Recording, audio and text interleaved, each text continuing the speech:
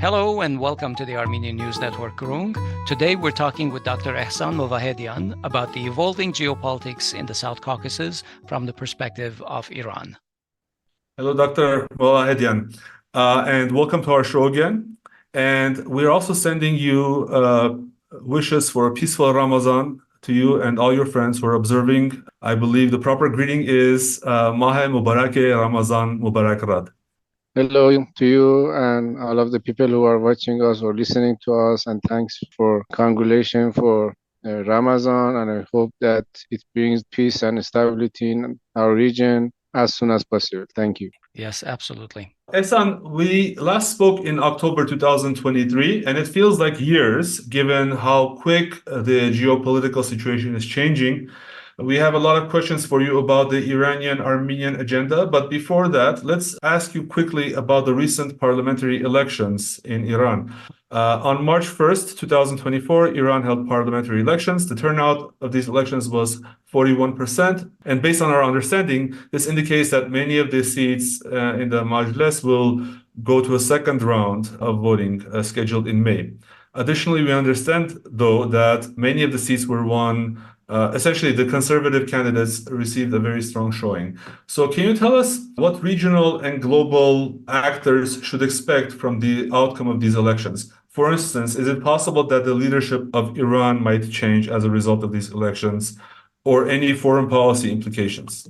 You know, the parliament in Iran has nothing to do with the foreign policy of Iran. They don't have a very high weight in the foreign policy of Iran. The foreign policy of Iran is designed and manipulated and articulated mostly by Iranian supreme leader and by Iranian president and some other institutions. And when it comes to Caucasus, the Iranian foreign policy in Caucasus is so clear right now because Iranian supreme leader has talked about it. He has said that Iranian historical borders with Armenia must be kept safe and unchanged, and the right of Armenians must be respected. And when the Iranian supreme leader talks about something like this, nobody can change.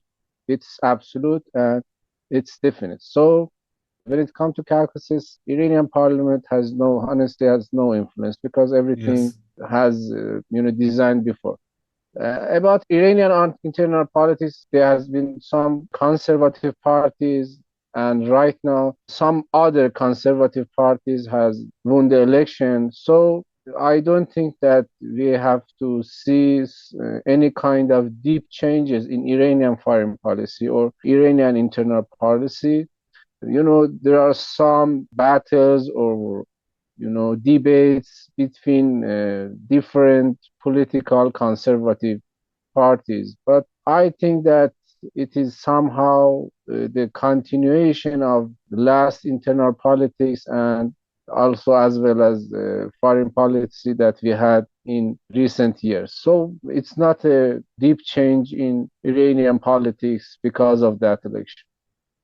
Let's move then to our main topics. When the 2018 regime change happened in Armenia, there were many speculations about the future geopolitical direction of the new government, specifically that Armenia was going to make a U-turn to the West. Of course, the new Pashinyan government at the time tried to dispel those rumors and said that they were going to continue the geopolitical vector of Armenia. But after the 2020 war, and especially after the ethnic cleansing of Artsakh or Nagorno-Karabakh in September 2023, it seems that Armenia is making even more accelerated steps in a direction away from its traditional security cooperation within the CSTO and Russia, in what Pashinyan's government calls security diversification, but which in reality is essentially a divorce, a U-turn, or any other term that you can replace that with. It is important to highlight that in a recent MPG poll in Yerevan, over 58% of Armenians do not see these moves as corresponding to Armenia's security interests, and only 37% agree with the government. So the government is essentially going against the grain on this one. All this is being done in the context of constant and increasingly open and aggressive threats from Azerbaijan, about attacking Armenia and forcing a corridor through Syunik, among other things. In reality, they have sights on all of Armenia through Aliyev's Western Azerbaijan concept. Meanwhile, Russian and Iranian officials define their relations as very close. More recently, these relations have been elevated to a strategic alliance. I mean, they were, I believe, a strategic alliance before, but they have increased military cooperation and it has become more strategic in a sense. So, how is Iran viewing Armenia's potential change of the security architecture, especially since Armenia is basically moving away from Russia while Iran is tightening its relations with Russia? When it comes to Iranian Armenian relations, all the time we repeat two main points. The first point is that Iran doesn't like the way that Armenia is accelerating and approaching Western countries. Talking about joining to European Union or talking about military drills with NATO is not something that Iranian policymakers wants to hear from Yerevan. So all the time that we receive officials from Yerevan, we tell them that the security of the region must be guarded through the countries of the region. And I know that all the time they come and say that we know your concerns and we respect your concerns, but we want to diversify our security partners. And they talk about that how Russia betrayed Armenia during the recent tensions in Artsakh, and that that leads to the sad happenings in the summer. But Iranian logic is that if you want to keep your security, you have to depend on Russia and Iran. And all the time we say that the Western countries they never care about your security. They just want to kick Russia out of the region. And first of all, it was in Balkan region. In Eastern Europe, because of Russia's wrong policies and misleading policies, and because of the wrong perception of Russia toward West, because Putin at the beginning, he was thinking that he can work with Europeans and United States. That even he thought that he can join NATO. But right now they know that Western countries are not satisfied with this kind of policy. They want to attack Russia, and then they want to increase their influence after East Europe in South Caucasus and then Central Asia, and they want to surrender Russia. And Russia right now, after the Ukraine war, Russia understands this and trying to change its policy. But this changing is so gradual because of different lobby groups in Russia. And, because I don't know why, but Russia is so slow in understanding the realities and changing its policy. And Russians are so stubborn, and somehow I think they are so selfish, and they think that they can change the things even they lose everything. This is so Yes. dangerous. I talked to some of them. I talked to many Armenians about Russian foreign policy. They think that they, even if after they lose everything, they can restore it. And I think it's a wrong idea, because we are watching what Turkey is doing. We treated with Russians with respect in South Caucasus. We tried to coordinate our policies with Russians in South Caucasus. But what was the result? Turkey came and forced Russians out of the region. We see what is happening. But keep it beside, we have to say that the Armenian policy that cooperating with Europeans to force Russians out of Armenia and then the region is very, very dangerous. I think that in last year, or I think it was that some elements in Armenian army tried to organize somehow a coup against Pashinyan, but Russians didn't help them. And I think right now Russians trying to topple Pashinyan, but it's so late for them, because right now they don't have enough power and they don't have the courage, and then they have no program and a schedule to do the right thing in Armenia. So they are losing the opportunities, and because of the wrong policies of Russians, Iranians, they don't know how to deal with the crisis in Armenia. Also, the first thing is that we ask Armenians to keep away from Europeans.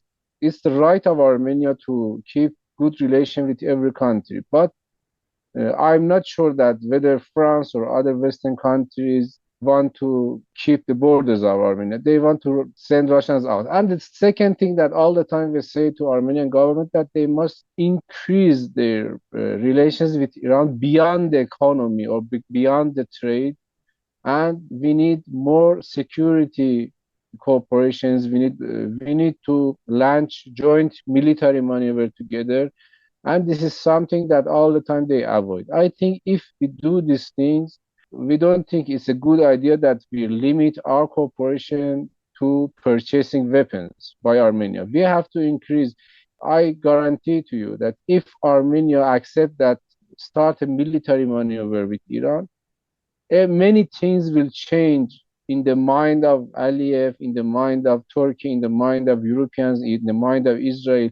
And this really helps the security of Armenia, Iran, and the region. But unfortunately, your government doesn't accept that because I think that they feel that accepting all the things that Aliyev wanted doesn't help Armenia to keep its borders. Because you see that Pashinyan gave Artsakh to Baku, but it didn't stop them. Right now, they are talking about enclave. Right now, they are talking about Western Azerbaijan. Right now, they say that we want to go to Nakhchivan through Armenia, and we don't accept that Armenia want to do custom checking and so on. So Pashinyan gradually understands that accepting all the things that Baku wants doesn't solve the problem. So I hope that he understands that he must increase his cooperations and especially military cooperations with Iran. I hope we can. Yes. Yeah.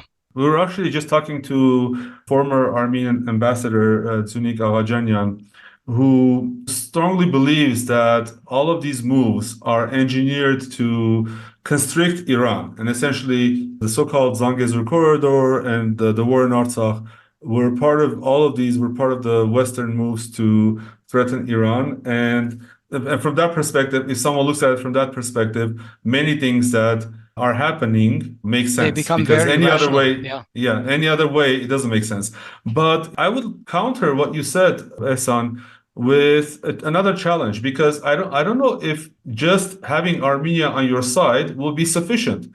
Georgia has recently been granted candidacy in the EU membership for the EU. And if we're looking at strategic like transport corridors, if we're looking at how Iran wants to communicate north-south, since Azerbaijan is like the only bottleneck right now, or a single point through which it can be controlled, you would need cooperation from Georgia as well as Armenia in order to have your communication with Europe. Yes. And we know that also Georgia has been refusing to participate in the 3+3 format. How does Iran view Georgia's security orientation, and is it with especially like the close relations with EU and the United States? And do Iranians see that as a threat? Of course, when it comes to Georgia, we don't like their perceptions and security orientation because I think that Armenia wants to do exactly what Georgia is doing and be part of EU. So when it comes to corridors, I know that we need the cooperation of Armenia and Georgia together. And this is something that we have to concentrate and we have to work on it. But the other point it was corridors is that Iran has to diversify its corridors. We need a path through Azerbaijan to Europe. We need a path through Armenia and Georgia to Black Sea. We need a road through Caspian Sea directly to Russia to bypass Azerbaijan if they have some ambitions. And the other corridor project that Iran is working on it is through a railway from Chabahar to Sarax and to Turkmenistan and to other Central Asia countries and through Afghanistan to Central Asia. So Iran is looking to diversify its corridors in order to not to be so dependent on just one country or two countries. This is something that we understand. But the problem is that we don't have sufficient resources that we have to find a way to solve this problem. And I think it's possible through joining to BRICS and Shanghai Cooperation Organization and using some loans even from European countries. I think that Europeans understand that if they won't be so dependent on, oil resources of Azerbaijan, it's so dangerous for their energy security.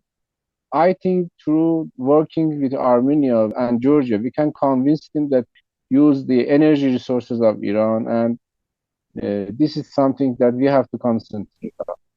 So within the context of the antagonism between Armenia and Russia right now, obviously Iran becomes a lot more important for Armenia from a strategic perspective. So as a result, there have been a lot of high-level visits over the last 2-3 months between the two countries. There was a Deputy Prime Minister, Meher Grigoryan, Deputy Foreign Minister, Vahan Gostanyan, and Abdullahian was in Armenia a couple of months ago. What is being talked about? The public statements are all about Iran not wanting extra regional forces in Armenia, but Iran is repeating this like Armenia is not hearing them. Are they just talking about details of agreements, or are there real disagreements that are being hashed out? Yeah, the first point is that Iran is not satisfied with third parties involved in the region, especially NATO countries and United States and so on. This is something that all the time we say that, and Armenian government is saying that when it comes to security of Iran, we know that you are so sensitive about that, and we are not working to, NATO and United States in a way that harm your security, and they are not in your borders and something like that. But this is a source of disagreement between two countries, and I know that Iran is not going to accept these allegations.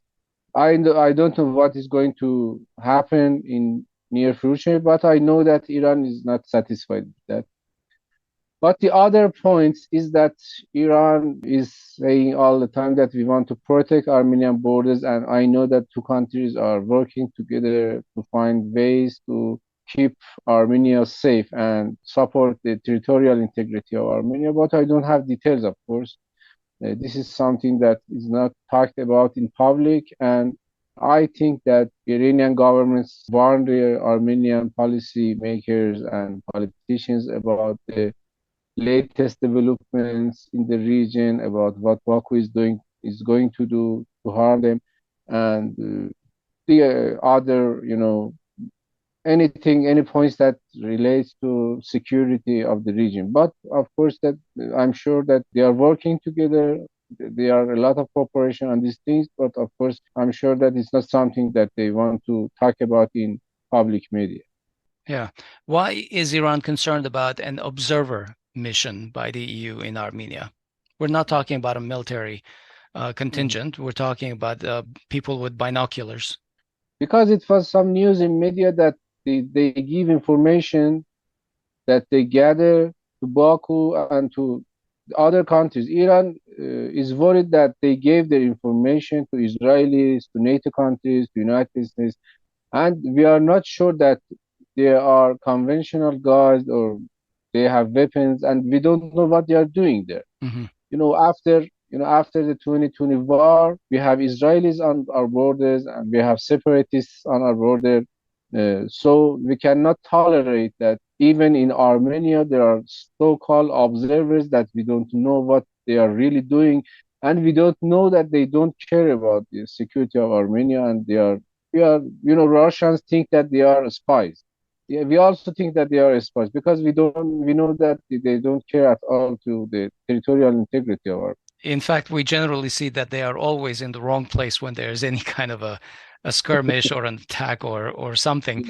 Yeah. Arab Mirzoyan will say that, they're doing their job and, Armenian security has improved as a result, yeah. even though they themselves got shot by the Azeris and they try to hide it.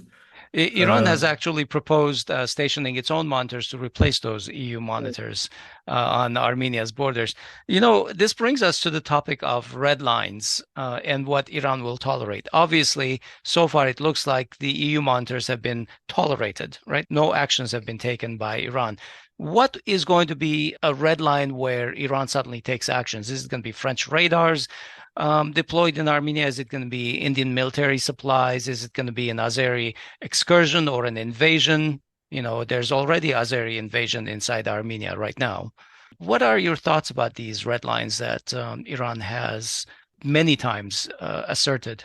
The definite red line is that Baku try to cut the borders with Iran. If they want to invade Syunik, I'm sure that Iran definitely, answer, and I think Iran definitely intervene. And the other point that if Iran be sure that these European observers are doing spying activities in Iranian borders. Right now, as far as I know, they are not in Iranian borders because Russians are there and they are far away from Iranian borders. But I'm sure that if they want to be near Iranian borders, we will do something.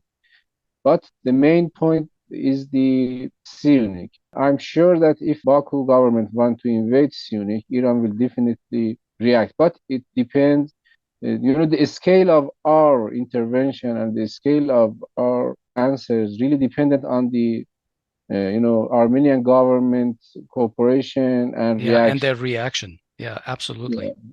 Yeah, I told you and other Armenian friends thousands of times that we cannot be more Armenians than Armenians. We have to, it's up to you that wants us to help you, and it's up to you. I think, the main danger right now for Armenia is the internal debates between political parties. Right, when it comes to national security of your government, you have to unite. Yeah, right. It's not the time for you to fight each other, to insult each other. And I think, with respect, I have to tell you, with respect, that your political parties are so naive. They don't understand. Right now, it's about the existence of Armenia. Hmm. This is the fight. Right now, we are in final stage. If they succeed to invade the Syunik and take Caesar of Syunik, Armenia is over. This is the end of Armenia. I'm sure about it. And after that, they come to confront Iran and try to attack Iran. It's not something that happens in near future, but I think their final target is to divide Iran and disintegrate Iran. So this is why that I say all the time that the only country that really cares about territorial integrity of Armenia is Iran. And it's not because that, and it's because that we have 100% same interest. In this situation, we want Armenian government, we want your politicians, whether they oppose the government or support the government, to, keep aside their disagreements and stop insulting each other and work together. I know how much they hate each other, but it's about keeping Armenia safe. I hope this understand this simple point. I am very glad to hear this from you, an Iranian analyst, because sometimes when Armenian analysts say something like this on our show, we are considered divisive and anti-government. Mhm. You mentioned a little bit earlier that it's very important to not just have military relations, but the economic relations are very important. In fact, many months ago, when I can't remember who it was who was visiting Iran, there was an agreement that there should be at least $3 billion of trade between the two countries. But earlier this year, I think that Iran signed a very sweeping agreement with the Eurasian Economic Union. And of course, the main border between that entire union and Iran is Armenia's. So as far as the economic relations are concerned, Iran and Russia have made some strides towards their north-south connectivity, and it's through Azerbaijan. Iran has said that multiple routes would be ideal. So it would not be just Azerbaijan, it would be Azerbaijan, and then it would be also Armenia and Georgia as the second rail. And there have been some advances, I believe, in connecting to the Black Sea through Armenia and Georgia. Do you see issues in the progress of the realization of the INSTIC through Armenia? It depends on Armenia, and it depends that to, financial resources. Right now, some Iranian corporation they started working in Armenia to widen the road. But I think if we can invest in railroad, it will be so better and it's more important. But right now, there is no one that you can find that invest because it needs some, economic logic.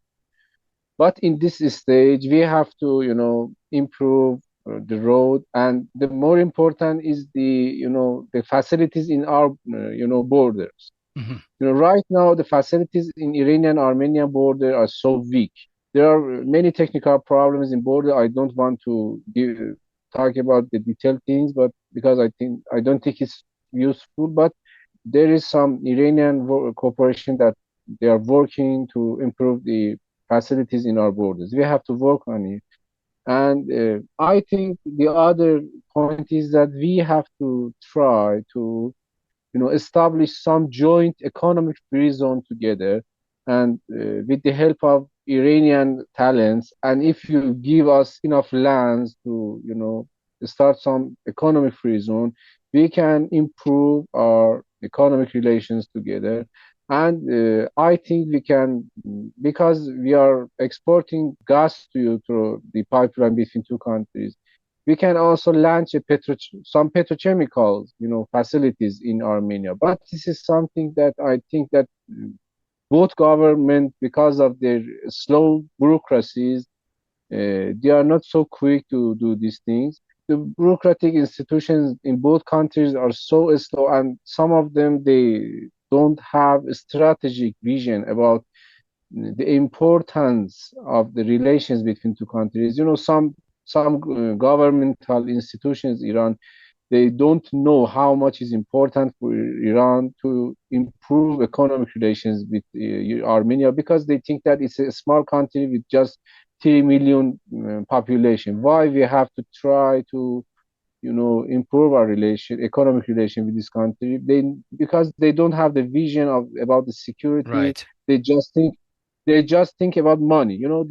Somebody must come and make them understand the realities.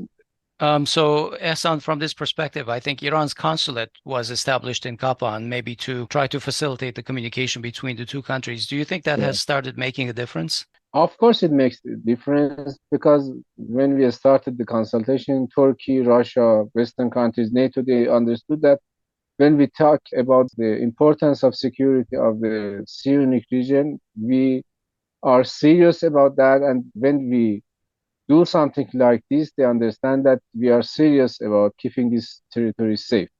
And with launching this consultate, I know that the economic relations between Syunik and the neighboring provinces in Iran improved so much. Recently, a group of Iranian traders from different economic parts of Iran visited Syunik. They talked to the local officials. I know that it has many positive outcomes, and I know that our ambassador in Armenia is so active in the field of economy, and he's trying so much to improve and increase Iranian presence in Syunik.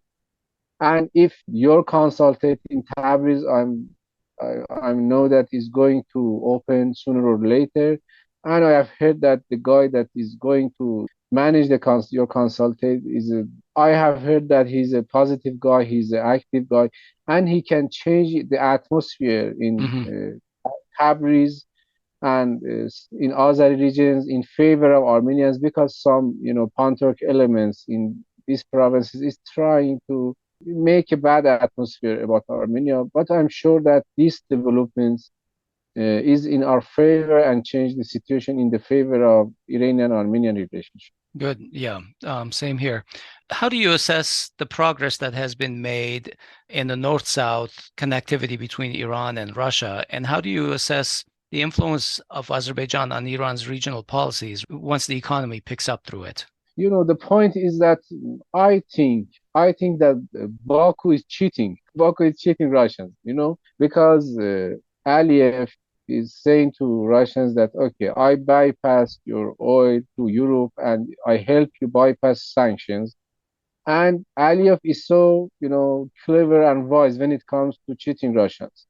And, because of wrong policy of Armenian government and Pashinyan against, Russians, Baku is using this opportunity to make Russians be against Armenia.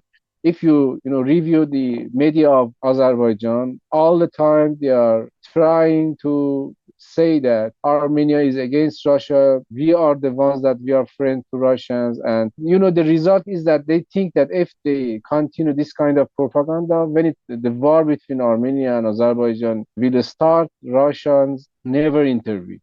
And because of that, I think that Armenian government must change its policy against Russia. And the media in Armenia must make Russians understand that we are friends together, and the result of this change in the geopolitics of the Caucasus is going to be so devastating for Russians, because I think the worst policy of Russians is that they think that they can control the so-called Zangezur corridor.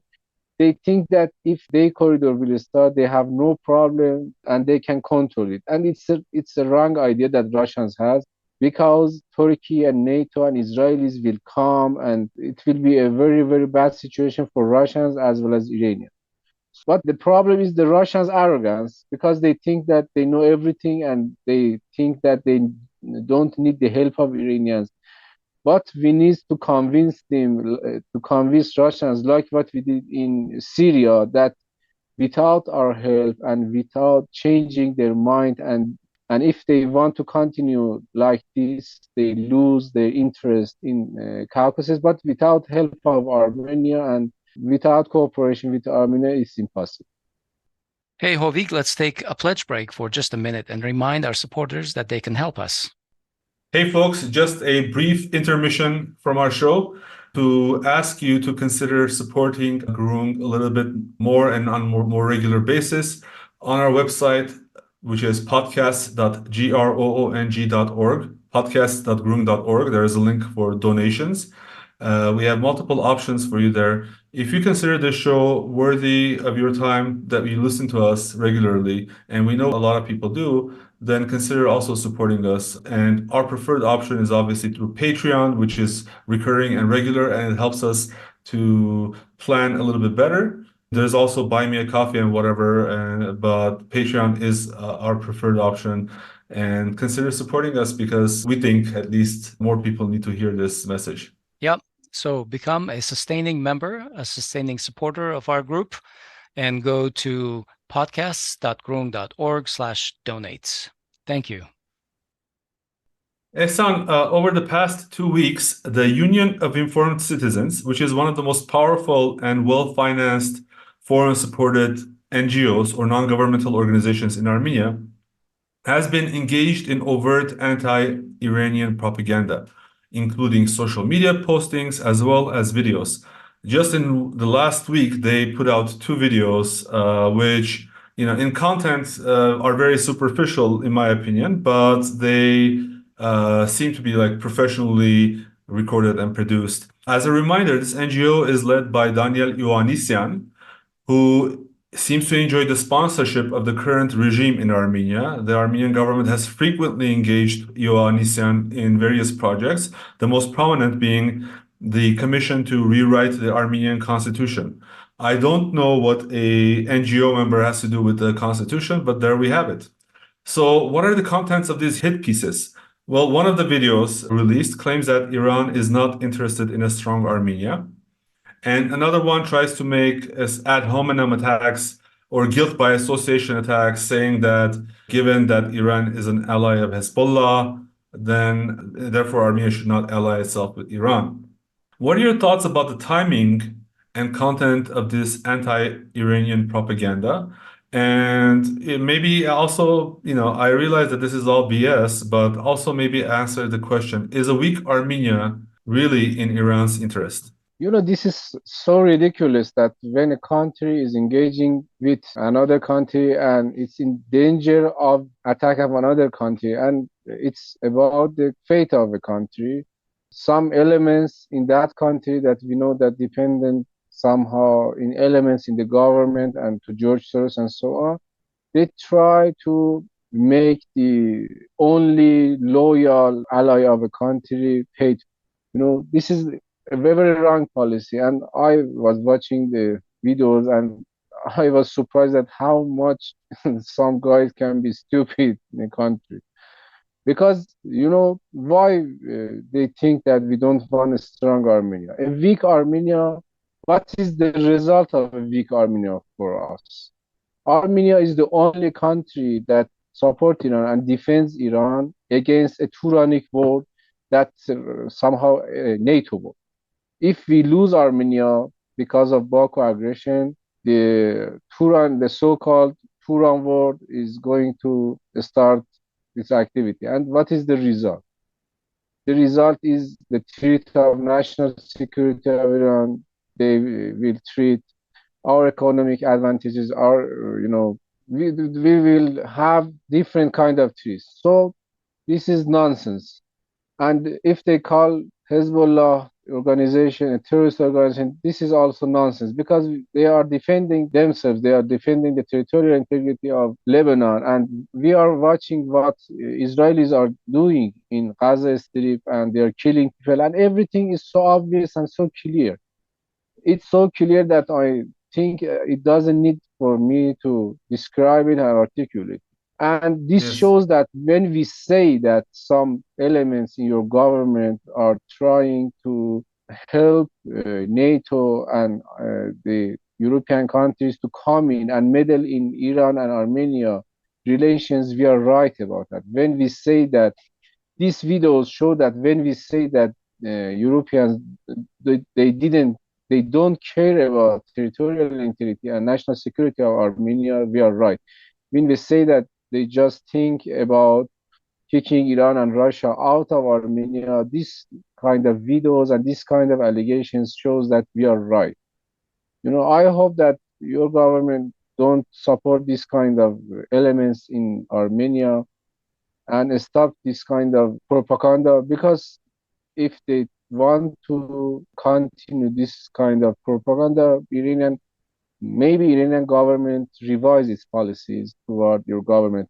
It doesn't mean that Iran is not going to, support territorial integrity of Armenia, but I think the final target of this kind of people is that to stop Iran from supporting Armenia. And they are traitors because the result of stopping Iran is that your national security will be in danger. I think that the next week is so important for us, and we have to be, so careful and about what we are saying and what we are doing. I'm sure that Baku is evaluating the situation, and if they feel that it's the time to invade Armenia, they definitely will do it. Yeah. And I think that Israelis also they are evaluating the situation, and if they can stop the war in Gaza Strip and so on, they try to harm Iran and through Caucasus region. So in this situation, it's so important for Iran and Armenia to, increase their cooperation, to interact together, to work together, to organize some media propaganda together. I hope that your government understands the situation better and change some of its policies that harms Armenia and Iran. Yeah, I hope that the relationship between the two countries intensifies positively. I seriously hope that they will do that. Well, all right. In the interest of time, we're going to leave it there. Thank you very much for joining us, Dr. Movahedian. We look forward to having you on the show again. Thank you, Dr. My Movahedian. pleasure. My pleasure. That was our show, recorded on Monday, March 11, 2024. We've been talking with Dr. Ehsan Movahedian, who is an international relations specialist at the ATU University in Tehran, Iran. He focuses on multidisciplinary research about digital diplomacy and politics. I'm Asbed Bedrossian. And this is Hovik Manucharyan. Please follow us on social media and follow us everywhere you get your Armenian news. The links are in the show notes. Thanks for listening. We'll talk to you soon.